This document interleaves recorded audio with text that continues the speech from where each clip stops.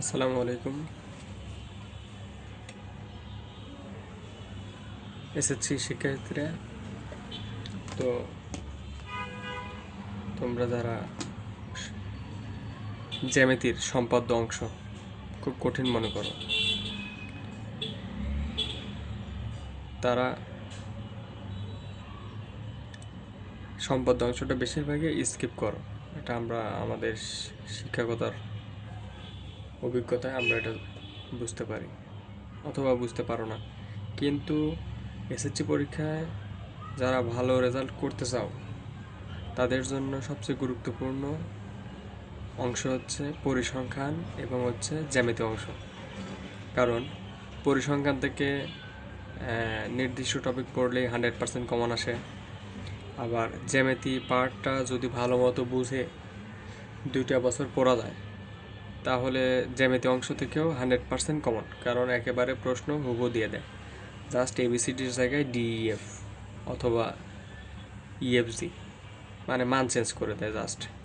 কিন্তু যদি বুঝতে পারা যায় তাহলে একদম ইজি লাগবে। তো সেই দিক থেকে আমার কাছে মনে হয়, আমি আমার স্টুডেন্টদের পড়াই, তো আমার স্টুডেন্টরা জ্যামিতিকে অনেক ভয় করে।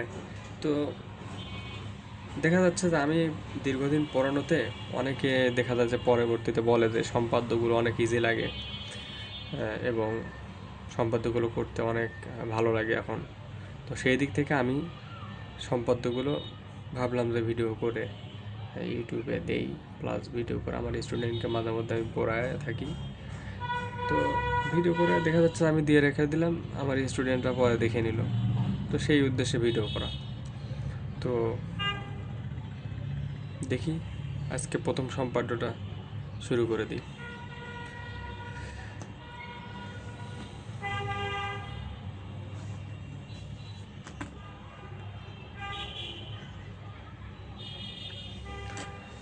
তো আমার মুখ্য উদ্দেশ্য হচ্ছে স্টুডেন্টদের শেখানো।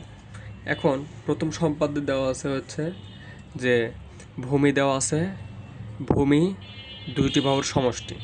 এখন ভূমি দুইটি বাহুর সমষ্টি, এইদিকে ভূমি আর দুইটি বাহুর সমষ্টি যদি দেওয়া থাকে, আমাদেরকে বুঝতে হবে যে ভূমি আর দুইটি বাহুর সমষ্টি কীভাবে দেওয়া আছে। কারণ আমরা যদি নাই বুঝি তাহলে তার পরবর্তী তার পারবো না। সুতরাং ভূমি আর দুইটি বাহুর সমষ্টি এভাবে বুঝতে হবে যে এইটা হচ্ছে যদি একটা ত্রিভুজ এবিসি, যদি একটা ত্রিভুজ হয়, এ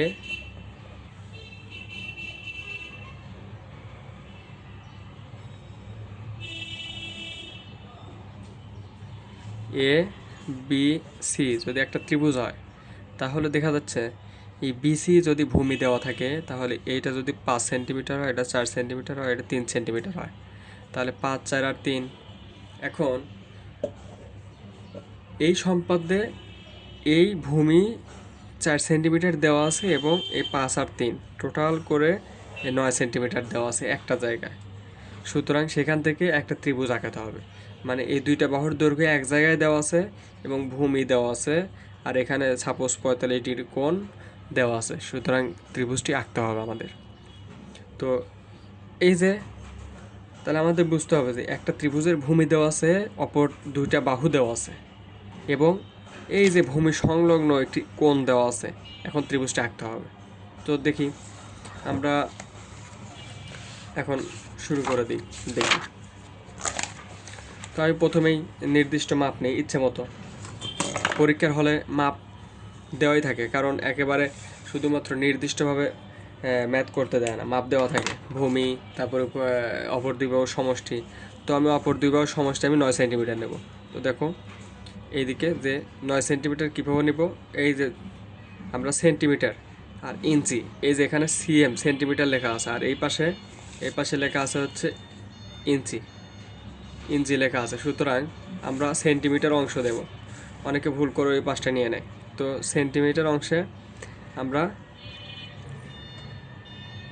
দুইটি বাহুর সমষ্টি ভূমি নেব। প্রথমে ভূমি নেব হচ্ছে 5 সেন্টিমিটার। ভূমি কত সেন্টিমিটার? 5 সেন্টিমিটার নিলাম। ওটাকে এ দ্বারা প্রকাশ করব। আবার অপর দুই বাহুর সমষ্টিকে আমরা অপর দুই বাহুর সমষ্টি হচ্ছে আমরা 9 সেন্টিমিটার নেব, 9 সেন্টিমিটার নেব। এটাকে এ দ্বারা প্রকাশ করি আর এটাকে বি দ্বারা প্রকাশ করি। এখন ভূমি সংলগ্ন যে একটা কোণ ছিল সেই কোণ নেব। কোণটা এই যে চাঁদার সাহায্যে নেব। তো চাঁদার বুঝতে হবে মাপ। এই যে চাঁদা যদি এদিক দেখা যায় তাহলে এই যে পয়েন্টটা মিড পয়েন্ট এবং জিরো, এইটা মিড পয়েন্টটা এই পাশে একেবারে এই রেখাংশের এই মাথায় দিতে হবে, দিয়ে জিরোটা এই দাগের উপর থাকতে হবে, তবেই হবে, তাছাড়া হবে না। তো সেটা দেখে নিতে হবে আমাদের। এই জিরো, তারপরে নেক্সট হচ্ছে এই যে 0, 10, 20, 30, 40, 45, এই যে 45 হচ্ছে মাঝখানের দাগটা। তো আমরা 60 নেব, 60 নিলাম। তাহলে এখন হচ্ছে এটা যোগ করে দিই।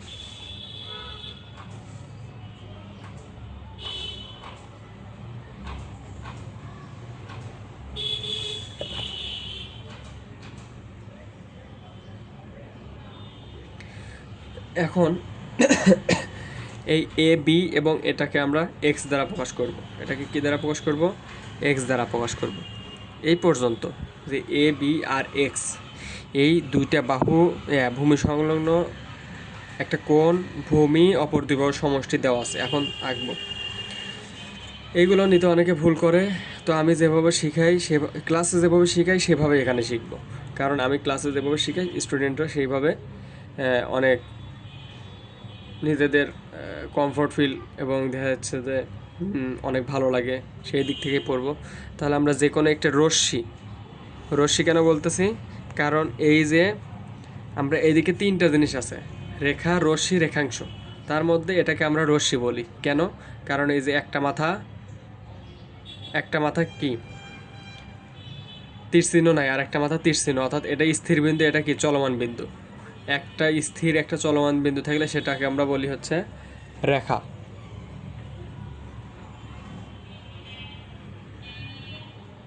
এখন তাহলে এটাকে আমরা বলবো যে কোনো একটা রশ্মি বিই নেই, যে কোনো একটা রশ্মি বিই নেই, যে কোনো একটা রশ্মি বিই নেই। বি রশ্মি থেকে এই যে ভূমি এর সমান করে, অর্থাৎ এই যে এখানে যে এ নিছিলাম, এই এর সমান করে কি করব? এই যে এইখানে এটা আমরা এইভাবে বসায় নিব। এই যে হাতটা এইভাবে ধরবো যাতে সুবিধা, আর এটা এখানে ধরে এখানে বসায় নিব বি বিন্দুতে। তারপরে এতে কি করলাম? বিসি অংশ কেটে নিই। তাহলে যে কোনো একটা রশ্মি বি থেকে এ এর সমান করে বিসি অংশ কেটে নিই। এটা আমরা এভাবে পড়ব, যে কোনো একটি রেখাংশ বিই নেই, রশ্মি বিই নেই, বিই রশ্মি থেকে এ এর সমান করে বিসির রেখাংশ কেটে নিই। রেখাংশ কেন? কারণ দুই পাশে যদি তীরচিহ্ন থাকে, চলমান বিন্দু থাকে, তাহলে মাঝখান থেকে কেটে নিলে যেই অংশ পাই সেটাকে হচ্ছে বলা হয় রেখাংশ। এই জন্য বলতেছি যে বিসি হচ্ছে রেখাংশ। তাহলে যে কোনো একটি রেখাংশ রশ্মি বি নেই, বি থেকে এ এর সমান করে বিসি অংশ কেটে নিই। বিসি রেখাংশের বি বিন্দুতে এই যে এক্স কোণ আছে, এই এক্স কোণের সমান করে একটা কোণ আঁকাবো। কীভাবে? এই যে এখান থেকে এইখানে এইভাবে একটা বৃত্ত আঁকাবো। এই যে এইভাবে একটা বৃত্ত আঁকাবো। বৃত্তের সেম করে কি করব? এইখানে বি বিন্দুতে এসেও কি করব? ওই সেম করে একটা বৃত্ত আঁকাবো। এরপর এখান থেকে মাপ নিব। এই যে এই বিন্দু থেকে এই বিন্দু পর্যন্ত একটা কি করব? মাপ নিব। নেওয়ার পরে এইখান থেকেও সেম, এই যে এইখান থেকে সেম করেই কেটে নিব। তাহলে বি বিন্দুতে ওই যে এক্স কোণের সমান করে কি হলো? একটা কোণ তৈরি হলো।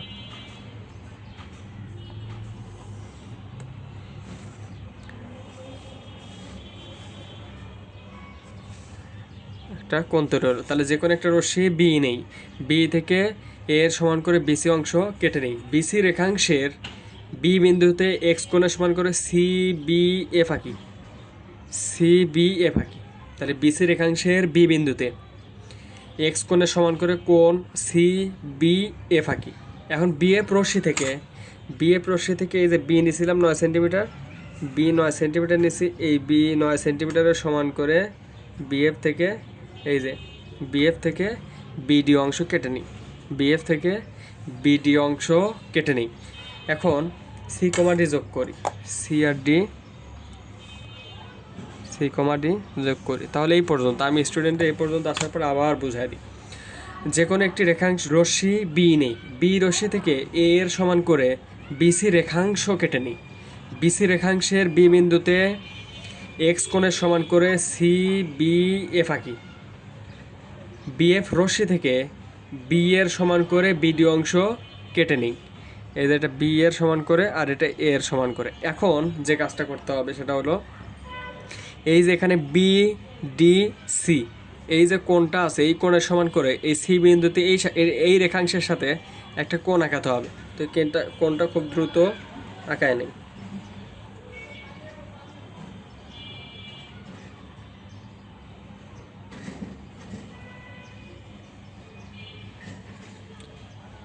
এরপর এখান থেকে একটা মাপ নিব, নির্দিষ্ট মাপ নিয়ে এই যে এখান থেকে কেটে নিব। কেটে নিলে এর পরবর্তীতে এটা যোগ করে দিব। অবশ্যই দেখব যে এইভাবে পেন্সিল বসিয়ে, পেন্সিল এই পয়েন্টে আর এই পয়েন্টে বসিয়ে দেখব যে ঠিক আছে কিনা। তাহলে এই পয়েন্ট দিয়ে যাবে, তাহলে এখানে সিজি রশ্মি বিডিকে এ বিন্দুতে ছেদ করে। তাহলে এখানে কি করলাম, সি বিন্দুতে কোণ বি ডি সি এর সমান করে কোণ ডি সি জি আঁকি। সি বিন্দুতে কোণ বি ডি সি অর্থাৎ এই কোণের সমান করে কোণ ডি সি জি আঁকি। কিন্তু সি বিন্দুতে কোথায় আঁকলাম, সি বিন্দুতে কোথায় আঁকলাম ভালোভাবে বুঝতে হবে। সেটা হচ্ছে সি বিন্দুর কি এ পাশেও তো আঁকাতে পারতাম, কিন্তু এই পাশে কেন আঁকালাম? আবার এই পাশ থেকেও তো আঁকাতে পারতাম, কিন্তু এই পাশে আঁকালাম কেন? এই জন্য বলতে হবে যে এইভাবে সিডি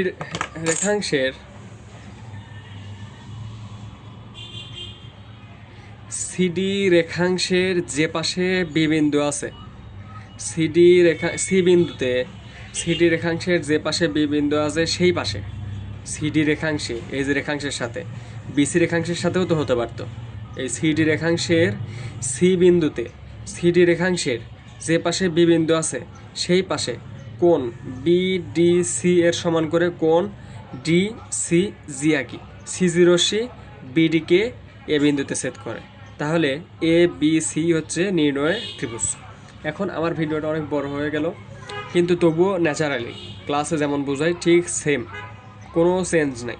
তাহলে এইখানে আমরা কী কিনেছিলাম, যে কোনো একটা রশ্মি ভূমি সংলগ্ন বাহু নিয়েছিলাম এ, অপর দুবার সমষ্টি বি, একটা কোণ হচ্ছে এক্স। এখন যে কোনো একটা রশ্মি বি নেই, বি থেকে এ এর সমান করে বিসি রেখাংশ কেটে নিই।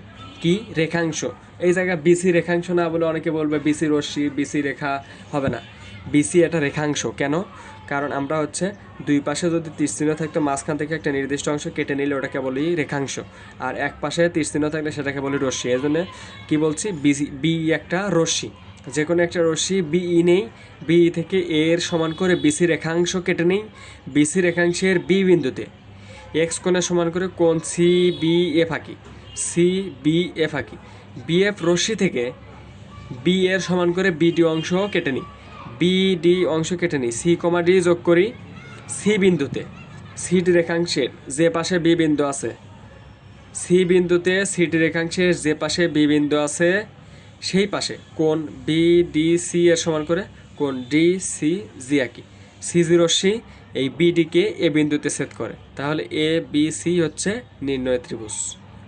এখন আমি এই ভিডিওটা দিয়ে দেব, এখানে কোনো বাংলা লেখা নাই, উপরে লেখা নাই, নিচেও লেখা নাই, কিন্তু মেইনলি আঁকানোটা এইভাবে। এবং আমি যা বলছি যেভাবে বলছি এইভাবে 2-3 বার শুনলে দেখা যাচ্ছে যে এই সম্পাদ্যটা এমনিতে অটোমেটিক্যালি মুখস্থ হয়ে যাবে। কেউ কখনো পরীক্ষা হলে মুখস্থ এইটা কোনো টিচার পড়ালে মুখস্থ করবে না, কারণ হচ্ছে মুখস্থের বিষয় না এইটা। এইভাবে পড়ে পড়ে বারবার পড়ে পড়ে নিজে নিজে যা আঁকাইছি তাই বলবো আর যা আঁকাইছি তাই লিখবো। আমি বাকি অংশটা কমেন্ট বক্সে দিয়ে দেবো ইনশাল্লাহ। এই আঁকানোটা এভাবে থাকবে, বাকি অংশ আমার খাতায় লেখা আছে, ওটা আমি কমেন্ট বক্সে দিয়ে দেবো, ওখান থেকে লিখে নেবা। আমি যা বলছি তাই লেখা আছে ইনশাল্লাহ।